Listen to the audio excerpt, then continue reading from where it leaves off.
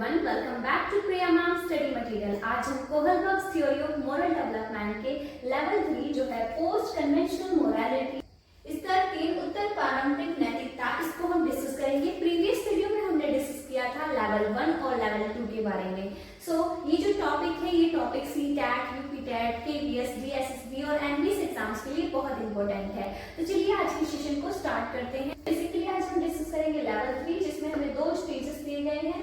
एक है stage 5 and second क्या है स्टेज 6। इससे प्रीवियस वीडियो में हमने स्टेज 1, 2, 3, 4 हमने ऑलरेडी डिस्कस कर लिया है। आज हम क्या डिस्कस करेंगे, लेवल 3 पोस्ट कन्वेंशनल मोरालिटी, जिसमें हम स्टेज 5 और स्टेज 6 को डिस्कस करते हैं। तो चलिए वीडियो को स्टार्ट करते हैं। चलिए रीड कर लेते हैं लेवल 3 पोस्ट कन्वेंशनल मोरालिटी। यहाँ पर हमें क्या गिवन है, स्टेज 5 एंड स्टेज 6। तो सबसे पहले हम जान लेते हैं पोस्ट कन्वेंशनल मोरालिटी यानी स्तर 3 उत्तर पारंपरिक नैतिकता। इसके बारे में जान लेते हैं। बेसिकली पोस्ट कन्वेंशनल मोरालिटी यानी कि उत्तर पारंपरिक नैतिकता क्या होता है। ये कोहलबर्ग्स थ्योरी का हाईएस्ट लेवल माना जाता है। इस लेवल पर व्यक्ति सिर्फ रूल्स फॉलो नहीं करता, बल्कि सोचता है कि क्या रूल सच में सोसाइटी के लिए फेयर और बेनिफिशियल है। तो चलिए डिस्कस कर लेते हैं। यहाँ पर हमें बेसिकली दो स्टेजेस दिए गए हैं, stage number 5 and stage number 6। Hindi में भी आप देख सकते हैं, स्टेज हमें 5 यहाँ पर गिवन है और 6। चलिए वन बाय वन हम इनको समझेंगे। स्टेज 5 के बारे में जान लेते हैं। स्टेज 5 गिवन है सोशल कॉन्ट्रैक्ट ओरिएंटेशन। इसमें पॉइंट किया गया है, इसको रीड कर लेते हैं। Law can be change if they are not beneficial to society. क्या गिवन है यहाँ पर, law can be change if they are not beneficial to society. इसके एग्जाम्पल भी गिवन है, इसको भी रीड कर लेते हैं। यहाँ पर हमें एग्जाम्पल गिवन है supporting reforms for social welfare. इसको हिंदी में भी रीड कर लेंगे, फिर हम इसके एक्सप्लेनेशन को समझेंगे। यहाँ पर हमें क्या गिवन है, सामाजिक अनुबंध अभिमुखता। यहाँ पर हमें पॉइंट दिया गया है, यदि कानून समाज के हित में न हो तो उन्हें बदला जा सकता है। क्या गिवन है, यदि कानून समाज के हित में न हो तो उन्हें बदला जा सकता है। उदाहरण क्या दिया गया है, समाज कल्याण के लिए सुधारों का समर्थन करना। क्या दिया गया है, समाज कल्याण के लिए सुधारों का समर्थन करना। इसको समझ लेते हैं क्या होता है स्टेज 5, है ना। जैसे कि हमने यहाँ पर स्टेज 5 सोशल कॉन्ट्रैक्ट ओरिएंटेशन यानी सामाजिक अनुबंध अभिमुखता, इसके बारे में रीड किया। इसका क्या मतलब होता है, इस स्टेज में क्या होता है, इसको समझ लेते हैं। इस स्टेज में व्यक्ति मानता है कि लॉज और रूल्स सोसाइटी के भले के लिए बने होते हैं। क्या होता है यहाँ पर, जैसे कि हमने रीड किया, इस स्टेज में व्यक्ति मानता है कि लॉज और रूल्स सोसाइटी के भले के लिए बने होते हैं। जैसे कि हमने यहाँ पर रीड किया, law can be change if they are not beneficial to society. चलिए इसको हम एक एग्जाम्पल के थ्रू समझते हैं, जो यहाँ पर गिवन है supporting reforms for social welfare. इसका क्या मतलब होता है, समाज कल्याण के लिए नए रिफॉर्म्स और चेंजेस को सपोर्ट करना, समाज कल्याण के लिए सुधारों का समर्थन करना।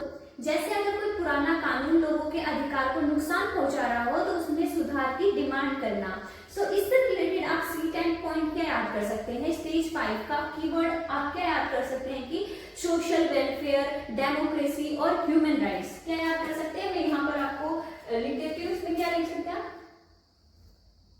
सोशल रिफॉर्म्स, है ना, और क्या ह्यूमन राइट्स, यहाँ लिख देती हूँ human rights, social reform, human rights, और क्या हो सकता है, और डेमोक्रेसी, है ना, और डेमोक्रेसी।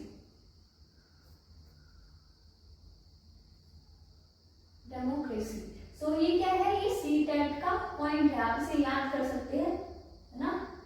जो स्टेज 5 यहाँ पर हमें गिवन है सोशल कॉन्ट्रैक्ट ओरिएंटेशन यानी सामाजिक अनुबंध अभिमुखता, इसमें आप C10 पॉइंट क्या याद कर सकते हैं, social reforms, human rights, democracy.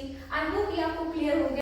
चलिए डिस्कस कर लेते हैं स्टेज 6, जो हमें यहाँ गिवन है यूनिवर्सल एथिकल प्रिंसिपल्स, है ना, यानी कि सार्वभौमिक नैतिक सिद्धांत। क्या है, सार्वभौमिक नैतिक सिद्धांत, इसके बारे में डिस्कस कर लेते हैं। यहाँ पर हमें एक पॉइंट दिया गया है, इसको रीड करते हैं। क्या दिया गया है, decisions are based on justice, equality and human rights.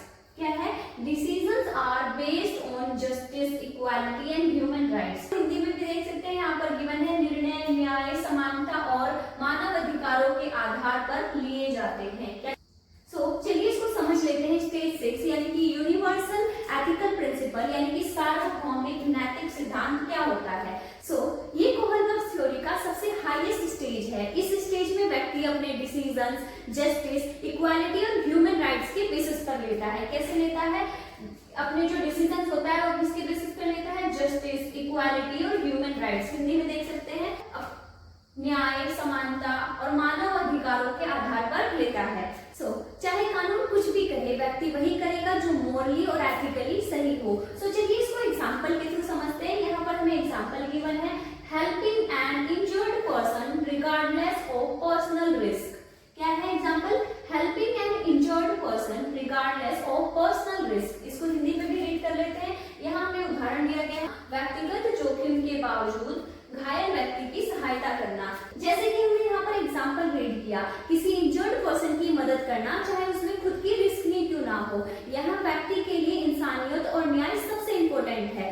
आप इससे रिलेटेड एक सीटेट का पॉइंट याद कर सकते हैं। क्या है? जो स्टेज 6 हमने डिस्कस किया, इसमें आप क्या याद कर सकते हैं? जस्टिस, इक्वालिटी, ह्यूमन राइट्स और यूनिवर्सल एथिक्स, है ना? क्या याद कर सकते हैं आप? यूनिवर्सल एथिक्स, है ना?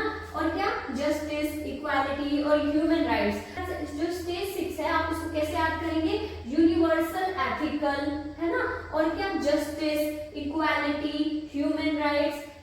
ये सब कहाँ पे आते हैं? ये सब स्टेज 6 में आते हैं, यानी कि न्याय, समानता, है ना, और मानव अधिकार, है ना, और क्या? सार्वभौमिक नैतिकता। ये सब क्या है? स्टेज 6 में आते हैं।